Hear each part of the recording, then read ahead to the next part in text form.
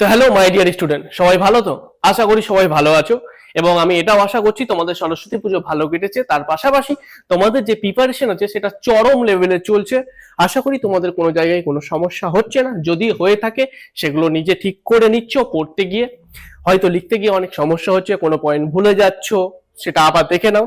আর তোমরা রীতিমতো পড়াশোনা করছো, তো এখন তোমাদের যেটা মাথায় চলছে, যদি স্যার কোশ্চেনটা পেয়ে যেতাম যে কোন পরীক্ষাতে কোন কোন কোশ্চেন গুলো আসবে, তাহলে কিন্তু খুব ভালো হতো। তার জন্য তোমরা অনেকে আমাকে এসএমএস করেছো, ইভেন অনেক কমেন্টও করেছো যে স্যার কখন সাজেশন আসবে। তো দেখো, সাজেশন শুরু করার আগে আমি কয়েকটা কথা বলে দিই। দেখো, আমি এখানে কিছু গুরুত্বপূর্ণ কোশ্চেন গুলো আমি তুলে ধরেছি, তার মধ্যেই আসবে, এসে যাবে, ঠিক আছে। কিন্তু আমি যেটা মনে করি বা আমি যেটা ভাবি বা আমি যেটা বলবো তোমাদের, যে তোমাদের যে নোটগুলো প্রোভাইড করা হয়েছে এবং যে ক্লাসগুলো ধরে ধরে করানো হয়েছে, এখনো টাইম আছে, সেগুলো যদি পড়ে নাও তাহলে কারো কাছে কোনো সাজেশন করার দরকার নেই। আচ্ছা ঠিক আছে, করে নিয়েছো, চাপ নাই। চলো এবার এমন কিছু গুরুত্বপূর্ণ প্রশ্নগুলো দিয়ে দেওয়া যাক বা আমরা দেখে নিই যেগুলো আসার প্রবাবিলিটি খুব বেশি হাই আছে। মানে এই সমস্ত প্রশ্নগুলো আসার চান্স প্রবল পরিমাণে আছে। দেখো, সিলেবাসটা মধ্যে অনেক বড়ই, তার মধ্যে থেকে কিছু কিছু জিনিস তো আছে যেগুলো খুব ইম্পর্টেন্ট। তো চলো সেই ইম্পর্টেন্ট রিলেটেড কোয়েশ্চেন গুলো দেখে নিই। এলিটাপে উচ্চ মাধ্যমিকের প্রতিটি সেমিস্টারে পড়াশোনা হবে আরো সহজ, কারণ সেখানে তুমি মাত্র 10 টাকায় পেয়ে যাবে বাংলা, ইংরেজি সহ আর্টস এবং সায়েন্সের সমস্ত বিষয়ের এক একটি চ্যাপ্টারের ভিডিও লেকচার, সাজেশন ভিত্তিক নোটস এবং সাজেশন ভিত্তিক প্রশ্নোত্তর। সেখানে ক্লাস 12 এর ছাত্রছাত্রীদের জন্য থাকছে 400টির বেশি ভিডিও লেকচার, 600টির বেশি পিডিএফ নোটস এবং প্রতিটি টপিক বা চ্যাপ্টার থেকে সাজেশন ভিত্তিক প্রশ্নোত্তর। সাথে প্রতিটি বিষয়ের বেস্ট টিচার্স এবং টিচার্সদের সাথে সরাসরি চ্যাট করে তোমরা তোমাদের ডাউট ক্লিয়ার করতে পারবে। এই কোর্সে তোমরা 6 মাসের জন্য এত কিছু পেয়ে যাচ্ছ, যার মূল্য মাত্র 10 টাকা প্রতি চ্যাপ্টার। তো প্রথমে যেহেতু আমাদের দেখো 10 নম্বরের মার্কস আছে, 10 নম্বরের যেই সমস্ত কোশ্চেন গুলো আমাদের করতে হবে, এই যেই কোশ্চেন গুলো বলবো আমি আজকে, সেই সমস্ত কোশ্চেন গুলো যদি আজকে যেই কোশ্চেন গুলো তোমাদের সামনে আমি এখানে বলবো, আলোচনা করব, সেই সকল কোশ্চেন গুলো যদি তোমরা পড়ে নাও এই টাইমের মধ্যে, তাহলে ধরে রাখো তোমাদের 80 থেকে 85% নাম্বার অনায়াসে চলে আসবে, তার বাইরে মোটেও আসবে না। চলো দেখে নাও। প্রথমে আমাদের যেহেতু 10 নম্বরেরটা দেখে নেবো, কারণ আমাদের 10 নম্বরের 3টে কোশ্চেন থাকবে, তার মধ্যে 2টো করতে হবে। তো লার্নিং মেকানিজম থেকে আমরা জানি এখান থেকে একটা 10-এর কোশ্চেন আসবে। তো তার মধ্যে একটা প্রথমেই দেখো যে প্রাচীন অনুবর্তন কাকে বলে, এর প্রবক্তাকে, শিক্ষাক্ষেত্রে প্রাচীন অনুবর্তনের গুরুত্বপূর্ণ তাৎপর্যগুলি ব্যাখ্যা করো।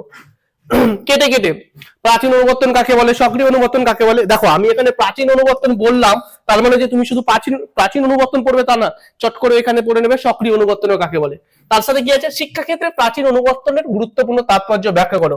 শিক্ষাক্ষেত্রে প্রাচীন অনুবর্তনের গুরুত্বপূর্ণ তাৎপর্য, রোল, একই জিনিস। ওকে, নেক্সট দেখো, গেস্টাল কথার অর্থ কি। আমার যেটা মনে হচ্ছে গো, এবার তোমাদের কোশ্চেনে এই গেস্টাল বা অন্তর্দৃষ্টিমূলক শিখন থেকে মোস্ট প্রবাবলি কোশ্চেন চলে আসছে। কি বলছে, গেস্টাল কথার অর্থ কি, গেস্টালের অন্তর্দৃষ্টিমূলক শিখনের বৈশিষ্ট্যগুলি লেখো, গেস্টাল তত্ত্বের শিক্ষাগত তাৎপর্য লেখো। কি কি, গেস্টাল কথার অর্থ কি, কে বলেছিল গেস্টাল কথাটা, তার থিওরিটা কি সেটাও একটু দেখে নেবে, অন্তর্দৃষ্টিমূলক শিখনের বৈশিষ্ট্যগুলি কি সেটাও দেখে নেও, গেস্টাল তত্ত্বের শিক্ষাগত তাৎপর্য।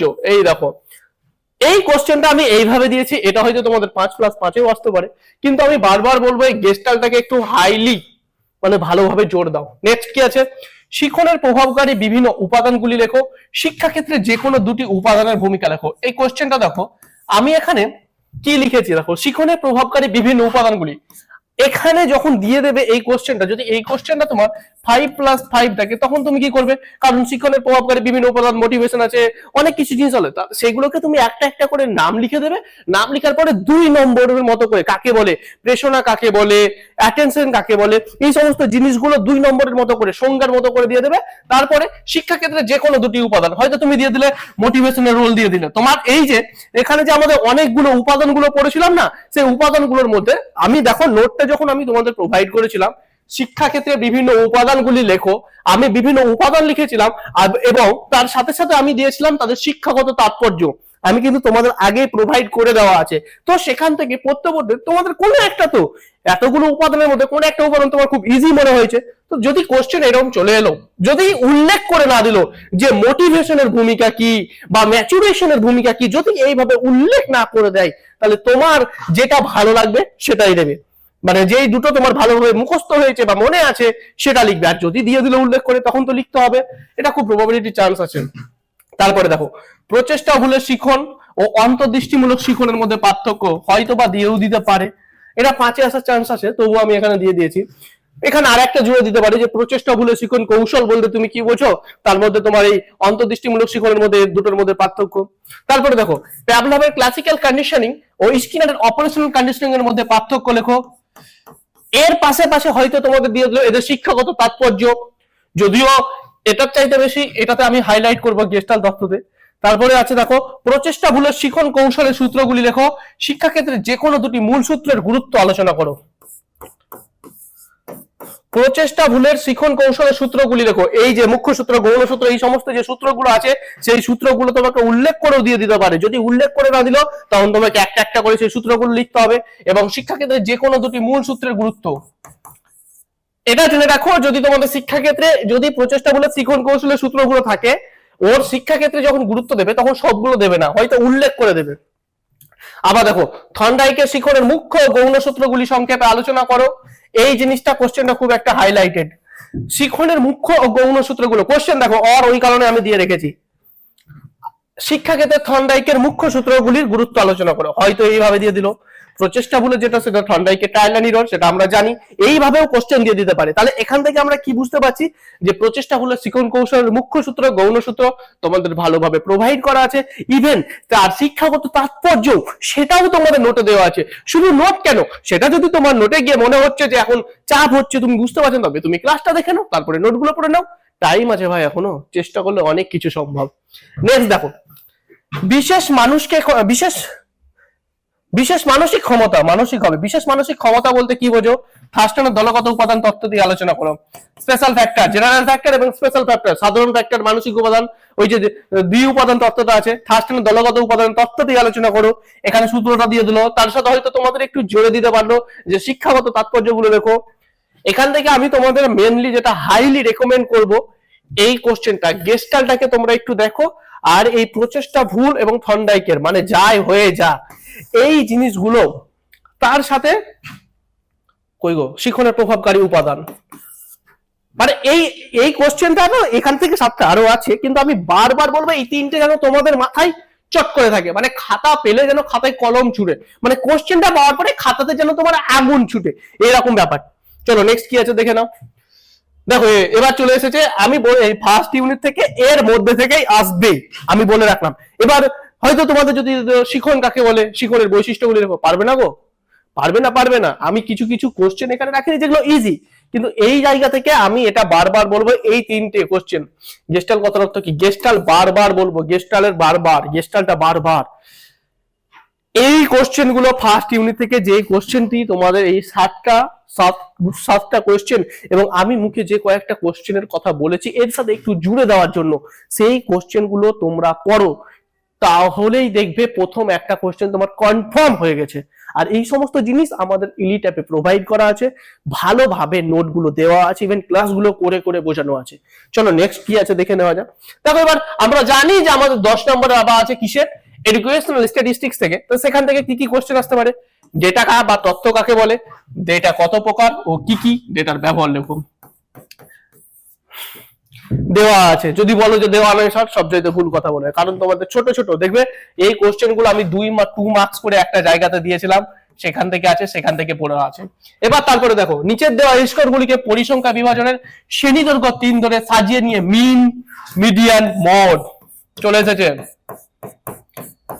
চলে এসেছে পরীক্ষাতে।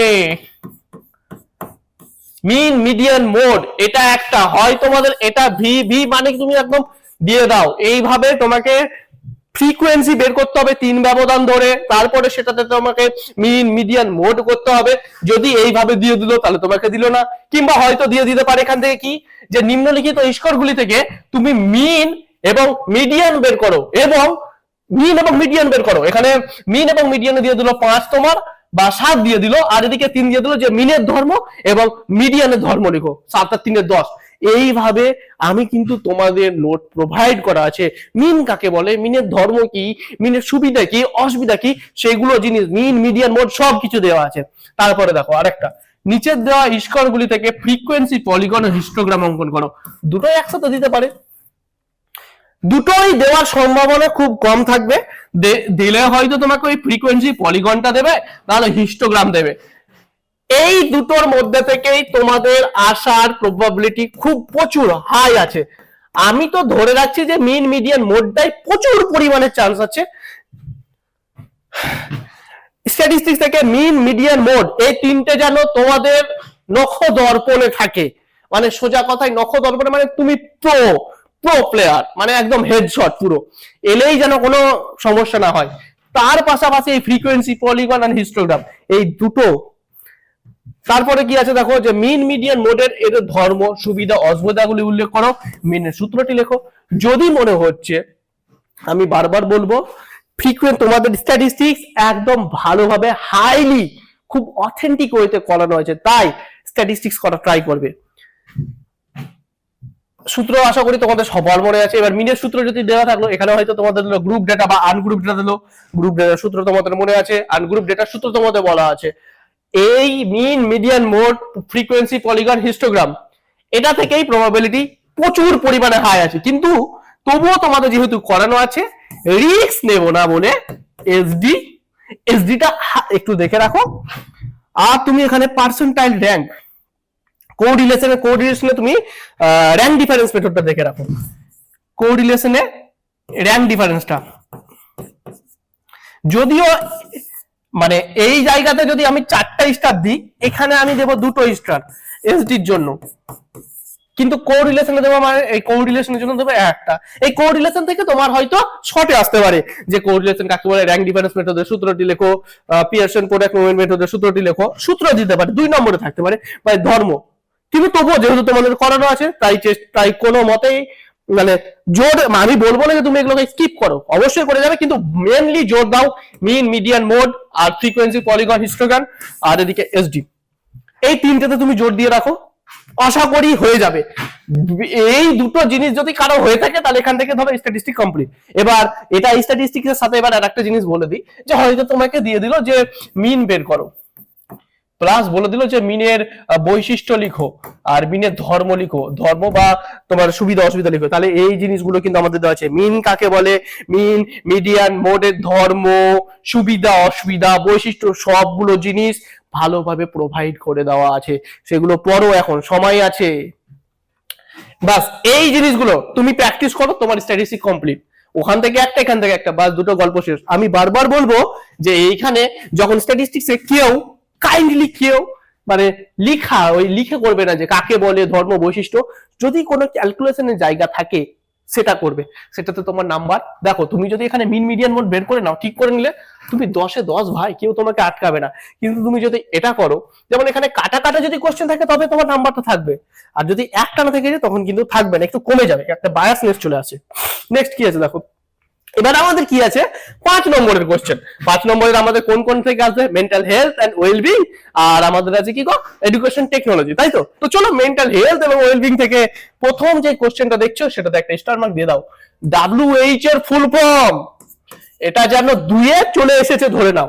আর WHO অনুযায়ী স্বাস্থ্য, মানসিক স্বাস্থ্য বলতে কি বোঝায়, মানসিক সমস্যা কাকে বলে, মানসিক সমস্যার কারণগুলি উল্লেখ করো।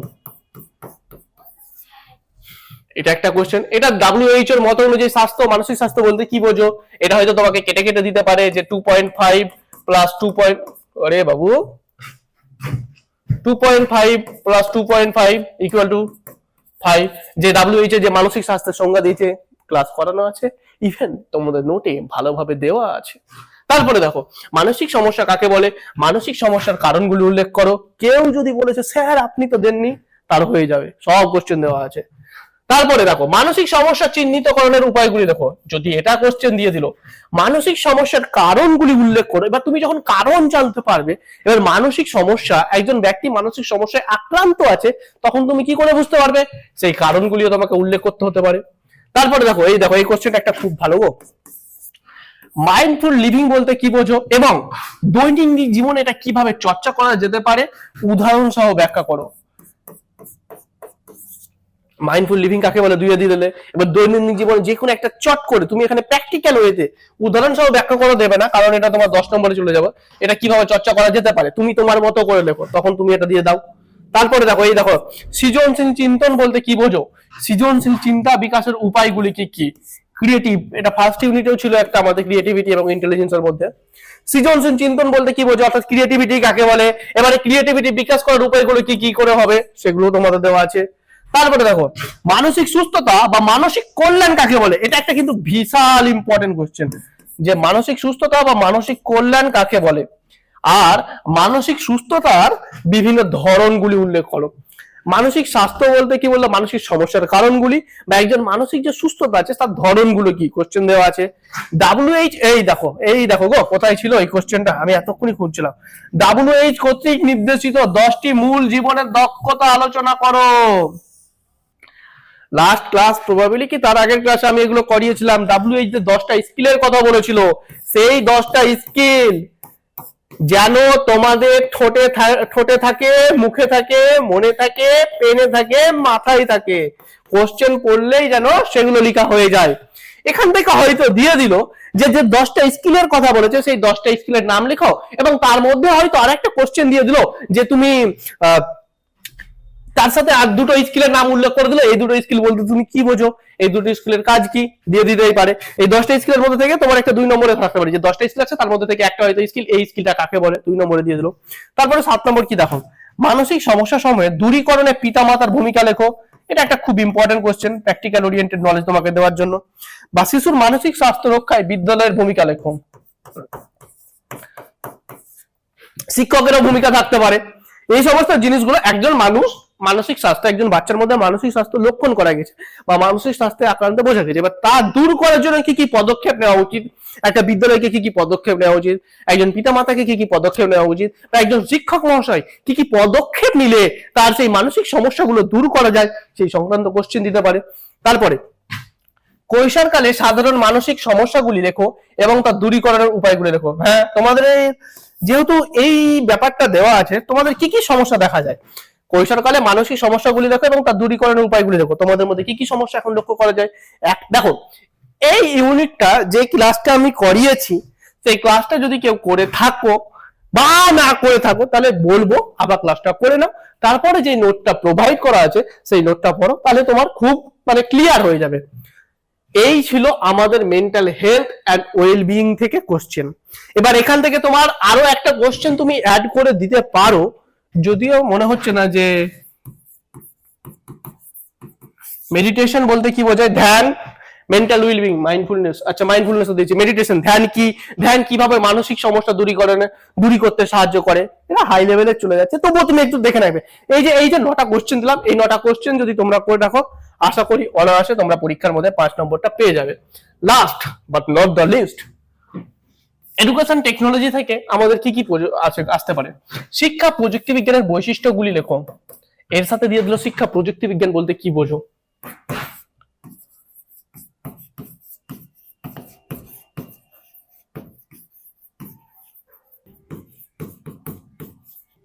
শিক্ষা প্রযুক্তি বলতে কি বোঝো, বা শিক্ষা প্রযুক্তি বিজ্ঞানের বৈশিষ্ট্য লেখো। তথ্য ও যোগাযোগ প্রযুক্তি কি, আইসিটি। শিক্ষাক্ষেত্রে তথ্য যোগাযোগ প্রযুক্তির দুটি গুরুত্বপূর্ণ ভূমিকা উল্লেখ করো। এই দেখো আইসিটির ফুল ফর্ম 2 নম্বরে, ফুল ফর্ম গুলো 2 নম্বরে তুমি পাচ্ছ। ইভেন হয়তো 5 নম্বরের সাথে একটা নেজুর লাগা কোশ্চেনে থেকে যেতে পারে যে আইসিটি বলতে কি বোঝো। শিক্ষাক্ষেত্রে আইসিটি প্রবর্তনের ফলাফলগুলি লেখো। একই জিনিস, শিক্ষাক্ষেত্রে তথ্য যোগাযোগ প্রযুক্তি দুটি গুরুত্বপূর্ণ ভূমিকা, এখানে দুটো উল্লেখ করে দিয়েছে, এখানে ফলাফলগুলি উল্লেখ করো। আইসিটি ব্যবহার করার পরে শ্রেণীকক্ষে আইসিটি ব্যবহার করে কি কি হেল্প হচ্ছে, শিক্ষাক্ষেত্রে তার রোলটা কি। এই দেখো কিছু কিছু কোশ্চেনে যদি তুমি দেখে নাও, বাংলার পাশাপাশি কোশ্চেন গুলো দেখে নেবে, যদি রোল থাকে তাহলে তুমি এই জিনিসটাই বুঝে নেবে যে প্রবর্তনের ফলাফলগুলি, ঠিক আছে। তারপরে দেখো হার্ডওয়্যার ও সফটওয়্যারের মধ্যে পার্থক্য লেখো। চান্স প্রচুর পরিমাণে দেখতে পাচ্ছি। কয়েকটি হার্ডওয়্যার টেকনোলজি, হার্ডওয়্যার বলতে তুমি কি বোঝো, সফটওয়্যার বলতে কি বোঝো, কয়েকটা হার্ডওয়্যারের উদাহরণ দাও, কয়েকটা সফটওয়্যারের উদাহরণ দাও, 2 নম্বরে আসতে পারে। এবার এই দুটোর মধ্যে পার্থক্য, শিক্ষাক্ষেত্রে প্রযুক্তি বিজ্ঞানের অবদানগুলি আলোচনা করো। এটা একটা মারাত্মক কোশ্চেন গো। Role of education technology in education. শিক্ষাক্ষেত্রে প্রযুক্তি বিজ্ঞানের অবদানগুলি, রোল, একদম কোশ্চেনটা এটা 5 নম্বর আসার প্রবাবিলিটি চান্স আছে। শিক্ষায় সিস্টেম অ্যাপ্রোচ বলতে কি বোঝায়, এর উপযোগিতাগুলি কি কি লেখো। আমি সিস্টেম অ্যাপ্রোচের মধ্যে বুঝিয়েছিলাম ইনপুট, প্রসেস, আউটপুট, ফিডব্যাক। ইনপুটের মধ্যে কি কে থাকছে, প্রসেসের মধ্যে কি চলছে, আউটপুটের মধ্যে কি হচ্ছে, ফিডব্যাকের মধ্যে কি থাকছে, সেটা দেওয়া ছিল। আর একটা কোশ্চেন আমার যেটা মনে হচ্ছে, role of computer in education.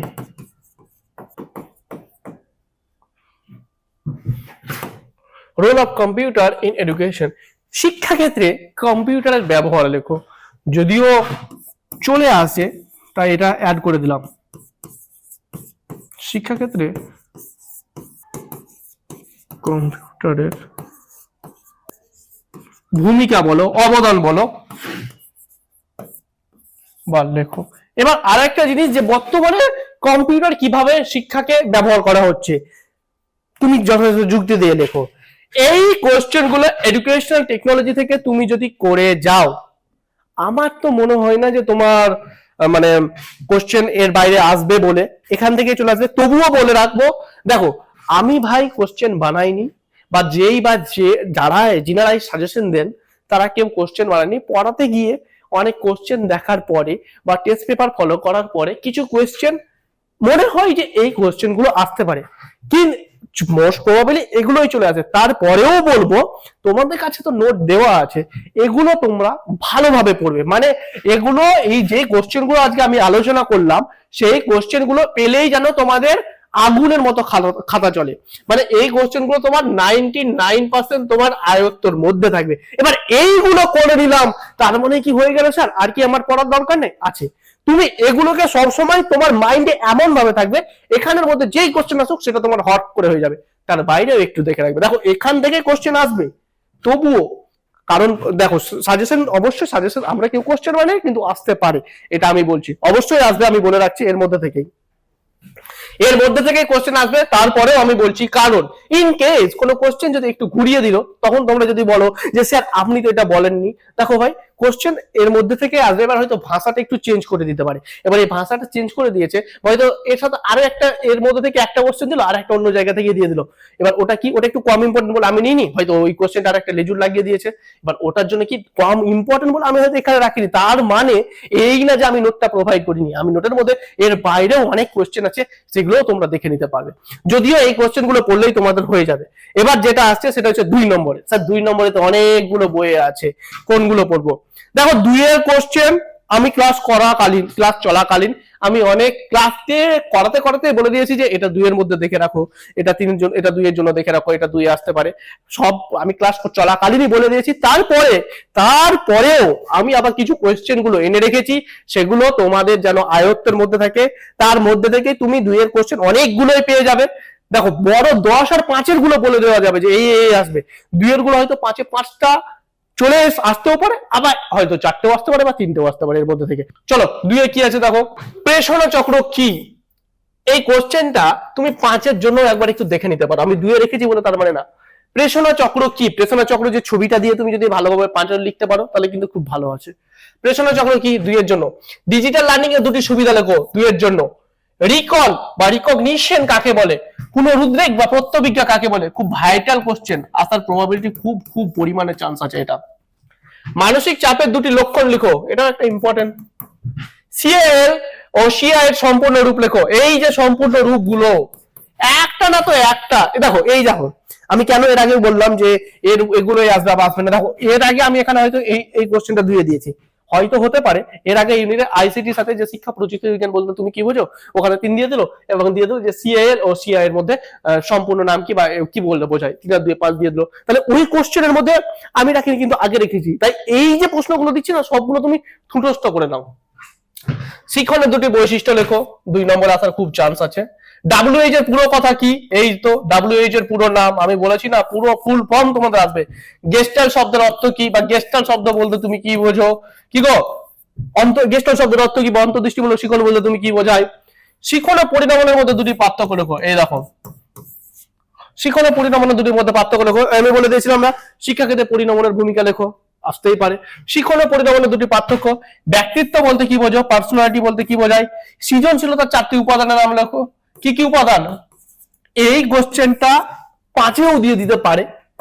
সৃজনশীলতার 4টি উপাদানের নাম লেখো, সেগুলি ব্যাখ্যা করো।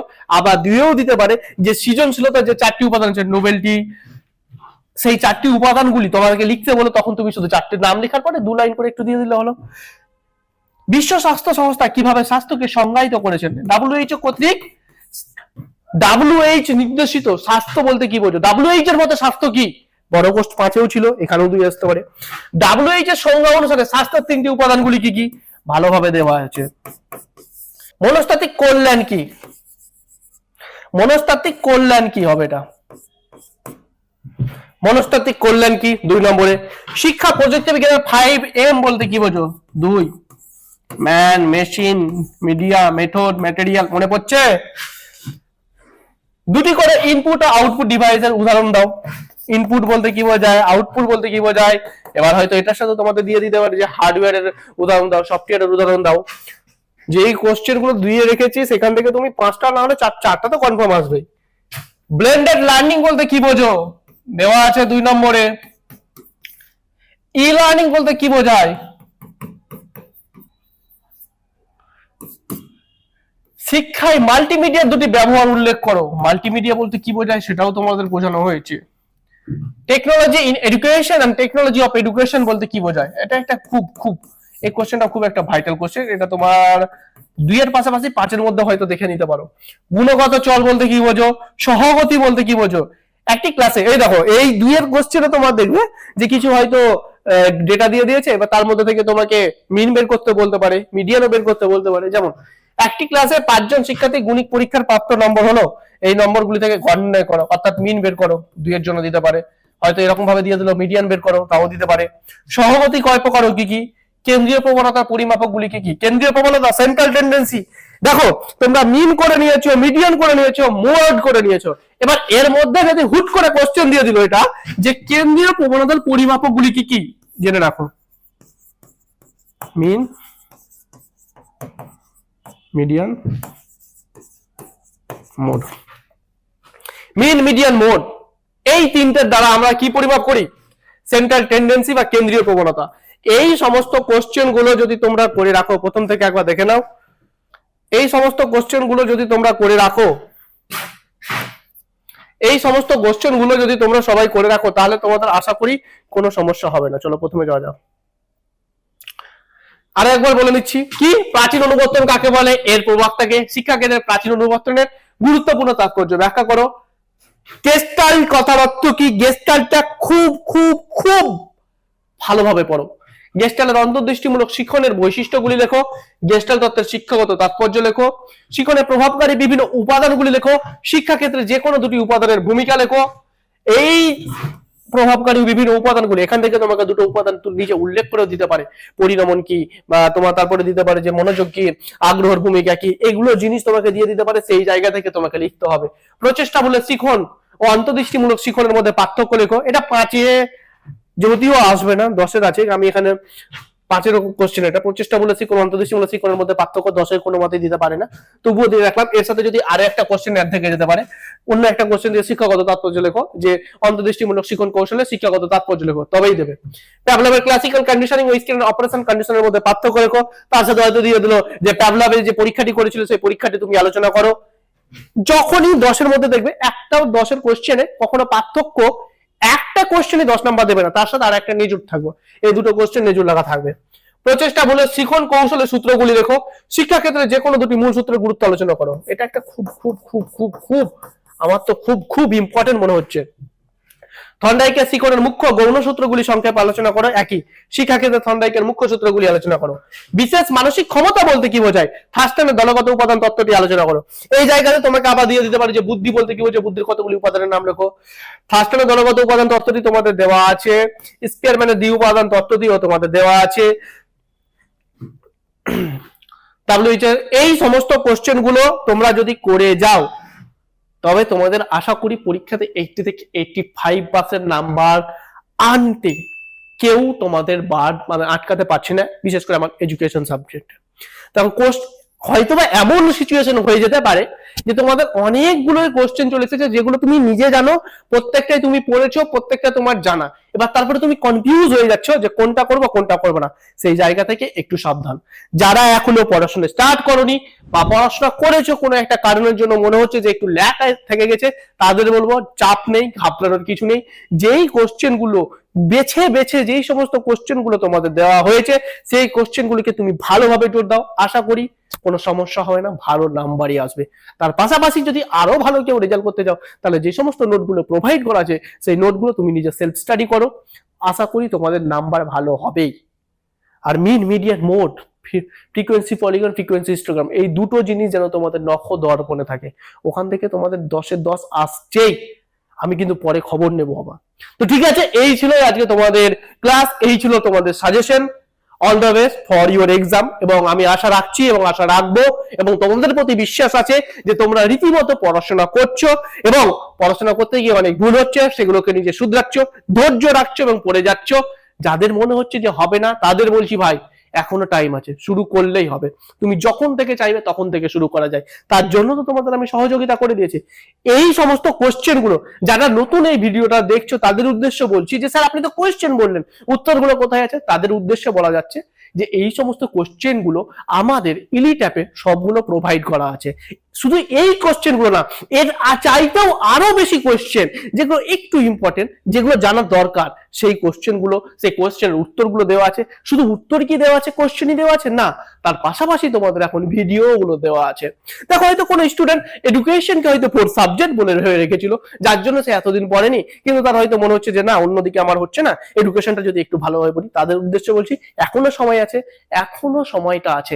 এই সময়টা নিয়ে তুমি আমাদের যে ইলিট অ্যাপের এই ভিডিওগুলো আছে সেগুলোকে তুমি তাড়াতাড়ি করে এক এক দিনে দেখে নাও, তারপরে নোটগুলো করে নাও, অটোমেটিক তোমার এখানটায় 4 সাবজেক্টটাই ফার্স্ট সাবজেক্ট হয়ে যাবে বা মেন সাবজেক্ট হয়ে যাবে। তো ঠিক আছে, all the best for your exam. সবাই ভালোভাবে পরীক্ষা দাও, ঠান্ডা মাথায় পরীক্ষা দাও, কোশ্চেনটা দেখো, কোশ্চেনটা কি বলতে চাইছে বুঝো। যদি বাংলা বুঝতে সমস্যা হচ্ছে, প্রথমে কোশ্চেন যে ইংরেজিতে লেখা থাকবে সেই ইংরেজি কোশ্চেনটা পড়ো, তারপরে উত্তরগুলো করো। আর বারবার বলবো স্ট্যাটিস্টিক্স করার সময় মাথা ঠান্ডা রেখে করবে। আর একটা জিনিস ভুলে গেছি গো, যে তোমাদের 2 নম্বরে হয়তো এখানে আর একটা জিনিস আমার মনে পড়লো তোমাদের এই কথা বলতে বলতে, যে ট্যালি মার্ক বের করতেও হয়তো দিতে পারে, যে তোমাদের দিয়ে দিল যে 10কে তুমি ট্যালি মার্কের আকারে ট্যালি চিহ্ন দিয়ে প্রকাশ করো। এই কোশ্চেনটা তোমাদের হয়তো দুয়ে দিয়ে দিতে পারে। কিংবা হয়তো তোমাকে দিল যে শ্রেণী মধ্যমান কাকে বলে, শ্রেণী ব্যবধান কি, শ্রেণী সীমা কি, এই সমস্ত কোশ্চেন গুলো জিজ্ঞেস করে দিতে পারে দুয়ে। আর তাদের মানে মনে পড়লো, আমার এটা ভুলে গেছিলাম। আমি আর একটা জিনিস বলে রাখি, যে দেখো যখন তোমরা স্ট্যাটিস্টিক্স করবে, যেটা বলছিলাম আমি আর কি, হ্যাঁ স্ট্যাটিস্টিক্স, যখন তোমরা স্ট্যাটিস্টিক্স করবে মাথাটাকে একটু ঠান্ডা রাখবে। দেখো ক্যালকুলেটর অ্যালাউ করবে না তাই নিয়ে ঘাবড়ে লাভ নাই, কেননা তোমাদের ক্যালকুলেশন অতটা স্ট্রং লেভেলের দেবে না, এটা মাথায় রাখো, ঠান্ডা মাথায় রাখো। মিন, মিডিয়ান, মোডের ক্যালকুলেশন যোগ করতে পারবে না গো, যোগ করে ভাগ করতে পারবে না গো, হয়ে যাবে গো। তোমরা ঘাবড়ে যাচ্ছ, তাই ঘাবড়ানোর কিচ্ছু নেই। তুমি তোমার নিজের মধ্যে কনফিডেন্স রাখো, এতদিন থেকে পরিশ্রম করেছো ভাই, এখনই ঘাবড়ে গেলে হবে? কোনো কিছু সমস্যা নেই।